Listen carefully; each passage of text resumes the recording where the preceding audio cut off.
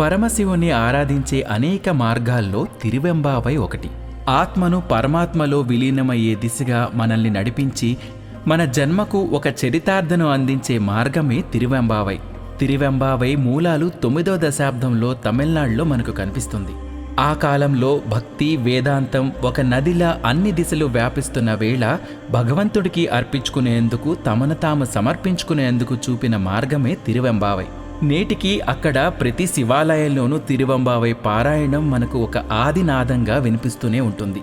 తిరువెంబావై ఆవిష్కారం భక్తి వేదాంతాలను దశదిశలా వ్యాపించడంలో కృషి చేసిందని చెప్పవచ్చు. భక్తి ఉద్యమంలో అగ్రశ్రేణిలో నిలిచిన మహనీయుల్లో మాణిక్యవాచకర్ ఒకరు. తిరువడూర్ అనే గ్రామంలో ఒక బ్రాహ్మణ కుటుంబంలో జన్మించిన ఈయన జీవితం సాధారణమైంది కాదు. పరమశివుడితో తనకు బంధం ఉందని భావించారు. చిన్నతనం నుంచే అతను పరమశివుడి ఆరాధనకు తన జీవితాన్ని అంకితం చేశారు. ఆ బంధమే అతనికి ఒక పరమార్థాన్ని చూపింది. రాజు యొక్క ఆస్థానంలో తన ఉద్యోగాన్ని విడిచిపెట్టి శివుని గురించి పద్యాలు మరియు పాటలు రాయడానికి తనను తాను అంకితం చేసుకున్నాడు. అవి ఈనాటికి అగ్రస్థానంలో నిలిచాయి.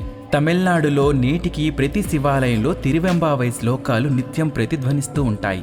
శైవ సిద్ధాంతకర్త అయిన మాణిక్యవాచకర్ ఈ పాసురాలను సమకూర్చి రాశారు. మదురై నగరానికి చెందిన మాణిక్యవాచకర్ ధనుర్మాసంలో ప్రతిరోజు తెల్లవారుజామునే మదురైలోని సుందరేశ్వరుడి దర్శనానికి వస్తుండేవారు. నగర వీధుల్లో నడుస్తూ తిరువెంబావై పాసురాలను రాగయుక్తంగా ఆలపిస్తుండేవారు. ఆ అమృతగానాన్ని వింటూ మదురై వాసులంతా ఆయనతో గొంతు కలిపేవారు. అలా మొదలైన తిరువెంబావై ప్రభ నేటికి కొనసాగుతూనే ఉంది. తిరువెంబావై మొత్తం 20 శ్లోకాలుంటాయి. ఇవి తిరువాచకంలో ఒక ప్రముఖమైన భాగం. ఇవి కేవలం శ్లోకాలు మాత్రమే కాదు, పరమశివుడి పట్ల తమ ఆరాధనా భావానికి లోతైన అనుభూతికి ఒక ప్రతీకగా చెప్పవచ్చు. ఈ శ్లోకాలను తమిళ మాసం అయినటువంటి మార్గళి మాసం, అంటే మనం ధనుర్మాసంగా పిలుచుకునే మాసంలో ఎక్కువగా పఠిస్తూ ఉంటారు. తెల్లవారుజామునే లేచి ఈ తిరువెంబావై శ్లోకాలను పఠిస్తూ పరమశివుణ్ణి ఆరాధిస్తుంటారు. తిరువెంబావై శ్లోకాలు అనేవి ఎంతో సరళమైనవి. ఇవి యువతులు పరమశివుని గురించి తమ హృదయ అంచుల నుంచి మాట్లాడుతున్నట్టుగా ఉంటాయి. ఈ శ్లోకాల్లో అద్భుతం ఏమిటంటే కవిత్వం నిగూఢంగా ఉన్నటువంటి తత్వజ్ఞానము మనకు కనిపిస్తుంది. మన హృదయాన్ని తట్టి లేపే విధంగా తిరువెంబావై శ్లోకాలు మనకు ఎంతో పవిత్రతను సంతరించుకొని వినిపిస్తుంటాయి. తమిళ సాహిత్య ప్రపంచంలో తమిళ సంస్కృతిని ప్రతిబింబించేలా తిరువెంబావై శ్లోకాలుంటాయి. ఈ శ్లోకాలు తమిళనాడులోని ఒక మతపరమైన ఆచారం మాత్రమే కాదు, ఇది తమిళ సంస్కృతి సార్వభౌమత్యానికి ఒక ప్రతీకగా నిలుస్తుంది. మతాన్ని దాటి దీని ప్రభావం అత్యున్నత స్థాయిలో నిలిచింది. ప్రజల్లో ఇది ఎంతలా ఇమిడిపోయిందంటే ప్రతి హృదయాన్ని తాకేలా ఇందులోని సారాంశం వారికి చేరింది. తిరువెంబావై పారాయణం చేస్తుంటే భక్తుల మనసు ఉవ్వెత్తున ఎగిసి పారవస్యం చెందుతుంది. భక్తి వేదాంతాలు సామాన్య ప్రజలకు కూడా చేరుకునేలా తిరువెంబావై ఒక చోదక శక్తిలా పనిచేస్తుందని చెప్తారు. ఇందులోని సాహిత్య విలువలు నేటికి శిరోధార్యమని చెప్పవచ్చు. తిరువెంబావై తమిళ సాహిత్యంలో ఒక అద్భుతమైన రచనగా చెప్తారు. ఇందులో తమిళ సాహిత్యంలో ఉన్నత స్థాయి పదాలు మాత్రమే కాదు, అందులోని అద్భుతమైన పద అమరిక కనిపిస్తుంది.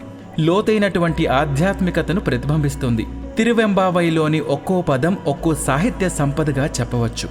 ప్రతి శ్లోకంలో ఒక నిగూఢ అర్థం దాగి ఉంటుంది. తిరువెంబావై శ్లోకాలు చదువుతున్నప్పుడు కలిగే అనుభూతి అనిర్వచనీయమైనది. తిరువెంబావై ప్రభ నేటికి కొనసాగుతూనే ఉంది. తమకు మంచి భర్త రావాలని ఆకాంక్షిస్తూ ఆడపిల్లలు తిరువెంబావై పాసురాలను చదువుతుంటారు, పరమశివుణ్ణి ఆరాధిస్తూ ఉంటారు. ఇందులో ఒకరి పట్ల ప్రేమను, వారి పట్ల ఆరాధనా భావాన్ని పెంపొందించేందుకు దోహదపడుతుంది. తమిళనాడులో ఈ శ్లోకాలు చాలా లోతుగా పాతుకుపోయాయి. భక్తి వేదాంతాన్ని అన్ని దిశలా వ్యాపింపజేశాయి. తిరువెంబావై ప్రకారం పరమశివుడు కేవలం భగవంతుడు మాత్రమే కాదు, ఆయన ఒక నిత్య సత్యం. సకల చరాచర సృష్టికి అతడే మూలకర్త. తిరువెంబావైలోని శ్లోకాలు మన ఆత్మలోని సారాంశాన్ని మన ముందు ప్రదర్శిస్తుంటాయి. భౌతిక ప్రపంచం అంతా ఒక భ్రమ, మన చివరి లక్ష్యం కేవలం మోక్షాన్ని పొందడమే అని ప్రబోధిస్తుంది. శైవ సిద్ధాంతాల్లోని మూలాలన్నీ తిరువెంబావైలోని శ్లోకాల్లో మనం గమనించవచ్చు. హిందూ సాంప్రదాయంలోని శైవ సిద్ధాంతంలో తిరువెంబావై కావ్యం ఒక నూతన వరవడిని సృష్టించింది. తమిళ ఆధ్యాత్మిక ప్రపంచంలో మాణిక్యవాచకర్ రచించిన తిరువెంబావై ఒక చెరగని ముద్ర వేసింది. ముఖ్యంగా సనాతన సాంప్రదాయంలోని తత్వజ్ఞానాన్ని సామాన్యులు సైతం అర్థమయ్యేలా చెప్పవచ్చని తిరువెంబావై నిరూపించింది. తిరువెంబావైలోని మరొక విశిష్ట ఏమిటంటే భక్తితో పాటు జ్ఞానం కూడా ఇందులో సమ్మిళితమై కనిపిస్తుంది. ఈ శ్లోకాలోని పరమార్థాలు కేవలం భగవంతుని పట్ల ఆరాధనా భావన మాత్రమే కాకుండా పరమశివుడి తత్వాన్ని, ఆయన ఉనికిని తెలుసుకునే ప్రయత్నం మనకు కనిపిస్తుంది. మన దైనందిన జీవితంలో భక్తిని, జ్ఞానాన్ని అనుసంధానించడంలో తిరువంబావై ఎంతో దోహదపడుతుంది. తిరువెంబావై పఠించడం ద్వారా మన చరిత్ర, దాని మూలాలు కూడా అర్థం చేసుకునేలా మనకు వీలును కల్పిస్తుంది. ముఖ్యంగా ధనుర్మాసంలో ఈ తిరువంబావై పఠిస్తుంటారు. ఈ మాసంలో నిర్వహించే పావై నోంబు అంటే నోము ఫలితం దక్కేందుకు ఒక ఆధ్యాత్మిక ప్రయాణంలో తిరువంబావై మనకు తోడుగా నిలుస్తుంది. వందల ఏళ్ల నుంచి ప్రతి తరానికి ఆదర్శవంతంగా నిలుస్తూ వస్తూ ఉన్న తిరువెంబావై మనకు ఆధ్యాత్మిక సూచిక అని చెప్పవచ్చు. నేటి ఆధునిక యుగంలో తిరువంబావై భావాలు మనకు ప్రతి సందర్భంలోనూ కనిపిస్తాయి. పలువురి ఆధ్యాత్మికవేత్తలు, పండితులు, సాహిత్యవేత్తలు తిరువంబావైలోని లోతైన సారాంశాన్ని మనకు ప్రతి సందర్భంలోనూ వివరించారు. ఎల్లలు లేని భక్తి భావానికి తిరువంబావై ఒక సందేశం. ప్రతి మనిషి హృదయాన్ని తాకేందుకు, తత్వజ్ఞానాన్ని బోధించేందుకు తిరువంబావై మనకు సహాయం పడుతుంది.